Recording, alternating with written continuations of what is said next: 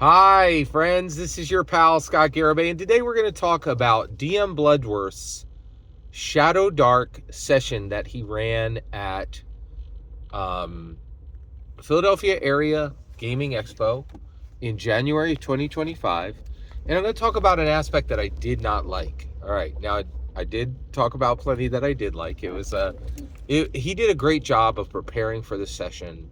And so let's jump in. Okay. So, first of all, let's talk about the Shards of Ymir. So, DM Bloodsworth, he wants to run a convention session, right? Now, actually, I really walked away from this session thinking, I think we think about convention sessions wrong. You play Dungeons and Dragons, right? Now you're like, wait a second, Scott, it's Shadowdark. No, it's not. Shadowdark is just Dungeons and Dragons boiled down to the marrow by Kelsey Dion, and with the colors that Kelsey Dion has sprayed on her Dungeons and Dragons.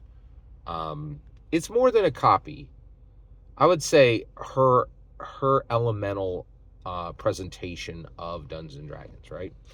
So it's Dungeons and Dragons at the core, and like, so there's all we spent 50 years doing Dungeons and Dragons wrong, and we're still doing it, and we need to fix it now. So one, there's no one shots. There's just, you're starting a campaign. Okay, now it is unlikely that you will play with the players who are in that short campaign, right?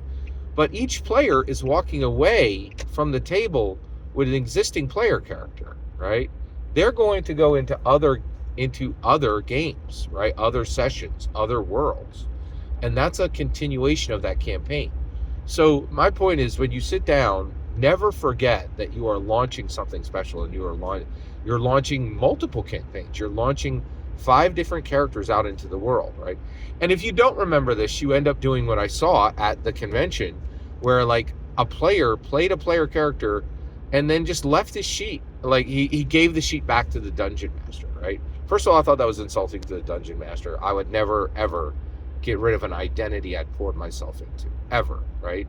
And the reason why, the reason why is he didn't value his play, right? But let's get all the way there. So we need to stop thinking about one-shots. It's a campaign, right? And really, it's a seed from which many campaigns will grow, right? And so one, DM Bloodworth started this narrative, the Shards of Ymir. It takes place in Hyperborea. You start at a tavern, and then you go out as player characters, a group of player characters together, and there's 3 paths, right? And you can switch tracks. You can go onto left track, right track, center, LCR, left, right, center, left, right, center, LCR, yeah, left, center, right, okay, LCR, right? And he had things that happened on each one of the tracks. That was pretty cool. I really liked that. I thought it was brilliant, actually, because it limited the amount of things it limited the tactical infinity, but we could have broken off those tracks at any time we wanted, right? And he didn't, say, oh, you got to stay on the tracks, right? Like, but he had the tracks there. We could have broken off those tracks whenever we wanted. No problem there. I thought that all that was brilliant. All right, so at the beginning, he's like, okay, you guys are in this tavern, and you guys have all come to this area to look for the Shards of Ymir. And we're like, ooh, that sounds cool. We're going to find the Shards of Ymir. Excuse me. And so I was like, that's pretty neat, right? And so, I said, what are the Shards of Ymir? He says, well, they're powerful shards that are rumored to be in this exact area, right? Probably within 25, 50 miles of the tavern you're in right now. And you've already journeyed quite a way to even get this far, right? But there were also rumors that the closer you get, the more dangerous it will be. All that's cool. That sounds great, right? So I was like, okay, I got you. So what are the Shards of Ymir? They're powerful shards that you'll find in a secret location, and they're powerful. And I was like, okay, what do they do? Right? They're powerful. And I was like, wait, what? Yeah, and so then so this is the part I didn't like, right?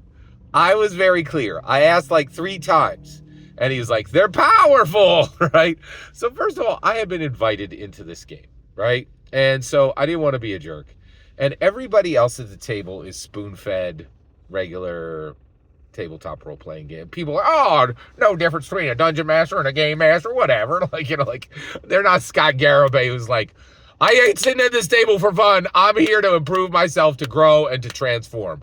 Let's go, right? Like, like, their expectations are not my expectations, right? So I just, like, rather than really press DM Bloodworth while he's running this session for people who wanted to be there, right? Who did, I was invited, right? I didn't plan this for my day, what I mean? And so I didn't want to ruin it for anybody else. So I just, but here's my issue. I don't like that. I don't like that because what I read that as is it's a MacGuffin. It's the MacGuffinest MacGuffin you've ever MacGuffined. And I'm like, wait a second.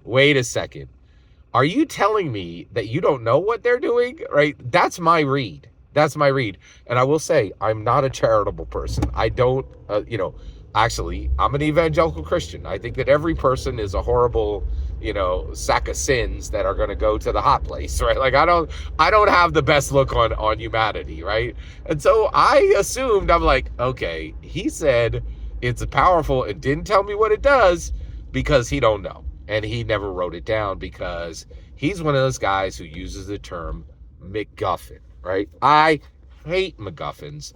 I have never put a MacGuffin in anything I ever wrote. And anyone who ever uses the term MacGuffin, like for, I made a MacGuffin or I put a MacGuffin in this story. Nah, man, next please. I ain't interested, right? And so I really wanted him to say, here's what I wanted him to say. Here's what he should have said, okay? He's like, okay, so first of all, one, he should have let us roll for it and find an adventure, right? Like, like the tavern owner is like, well, I once got there and I've seen 100 people go for this thing and I can tell you what it is. Here's what it is. If we made the roll, right?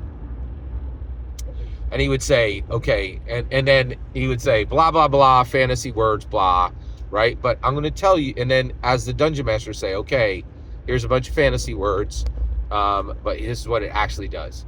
It doubles every single one of your attributes. So like right now you have a +2 in strength. You would have a +4 if you were holding a shard of Ymir. And you would have every single attribute, all 6 of, strength, dex, and con, int, cha, whiz, all are doubled. All your bonuses are doubled. Not the 18 score, but the the +4 is now +8. All right, doubled when you hold the MacGuffin. And then you can hold the MacGuffin when you hold the Shards of Ymir, not MacGuffin, excuse me. When you hold the Shards of Ymir, and then you could hold the Shards of Ymir in both hands, and you could say, I sacrifice the Shards of Ymir, and then you get a wish, right? Or actually, I'm sorry, and then you can resurrect a dead friend. Not even a wish, right? Just a resurrection, one single resurrection, right? And this is the only way that a resurrection can be completed within Shards, within Shadowdark, right? And I'm like, well, wait, how did, so how many shards are there? And he's like, well, here's the thing. At one point, Ymir actually came down and walked the face of Hyperborea. But then his life passed, and when he died, his entire skeleton turned into crystal, right? And then his enemies found his skeleton, and they smashed it into shards. And now it's 50 shards, right? And they're all in this one place. Except 3 of them are supposed to have gotten out at some point, right? That's a story. That's like, okay, I know what the Shards of Ymir are. Thank you. That's awesome. Epic. I'm ready. Let's go. Let's get it. But like the Shards of Ymir, what are they? I don't know. Dude, does it matter? I don't know. Right? I don't like it. Like, I don't like it. Like, I don't like it.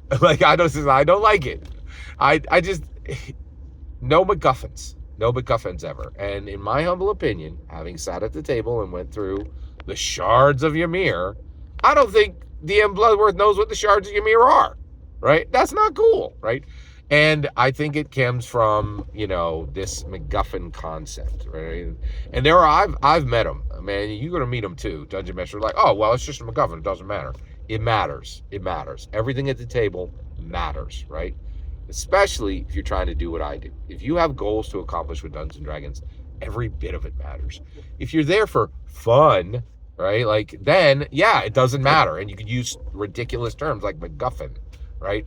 And I'm not even sure, I've never heard DM Bloodsworth say MacGuffin, but he did MacGuffin. And I didn't like that.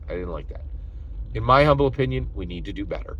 Every single word you just heard in this video is my humble opinion. Nothing more, nothing less. The important part is when I get to hear your humble opinion when you get in the comments and send your traffic. Please consider like, subscribing, and have a fetch millennium.